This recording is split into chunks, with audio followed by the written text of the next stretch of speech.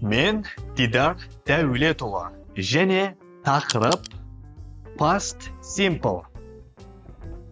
Past Simple шақ қазақшаға аударған кезде жай ғана өткен шақ деген мағынаны білдіреді.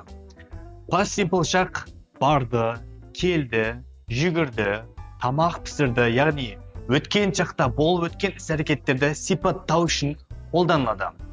Оның жасалу жолы мұндағы subject ол бастауыш және қасына verb to, яғни екінші формадағы кез келген етістік, мейлі ол дұрыс болсын, дұрыс емес болсын, жазылады. Бұл past simple шақтағы етістік жақтарға қарай айтарлықтай ешқандай өзгеріске ұшырамайды. Тек бастапқы формадағы етістіктен кейін ed жалғауы жалғанады. Бірінші жақта, мысалға, I started my business a year ago. Мен бір жыл бұрын өз бизнесімді бастадым. Екінші жақта, мысалға, You tried very well. Сен жақсы талпыныс жасадың. Үшінші жақта, мысалға, She wanted to go to Ақтөбе. Ол Ақтөбеге барғысы келді. Бұл сөйлемде want бастапқы формадағы негізгі етістік. Оған ed жалғауы жалғану арқылы өткен шақтағы мағынаны білдіріп тұр. Ал көпше түрде де айтарлықтай өзгеріс болмайды.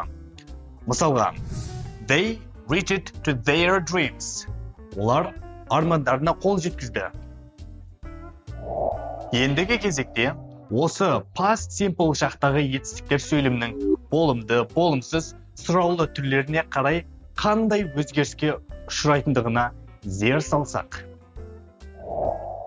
Болымды сөйлем кезінде бастапқы формадағы етістік жүреді, кейін оған ed жалғауы жалғанады. Мысалға, Берік cooked палау yesterday. Берік кеше палау дайындады. Бұл сөйлемде бастапқы формадағы cook негізгі етістігі, кейін ed жалғауы жалғанып тұр. Болымсыз сөйлем жасау үшін біз did көмекші етістігін қолданамыз. Did көмекші етістігінен кейін not көмекші сөзі қойылады. Мысалға, Берік did not cook yesterday. Берік кеше тамақ дайындамады. Сұраулы сөйлем жасау үшін сын есім мағынасын беретін сөздің алдына did көмекші етістігін шығарамыз да, негізгі етістікті өз орнында қалдырамыз. Мысалға, Did Берік cook yesterday? Берік кеше тамақ дайындады ма?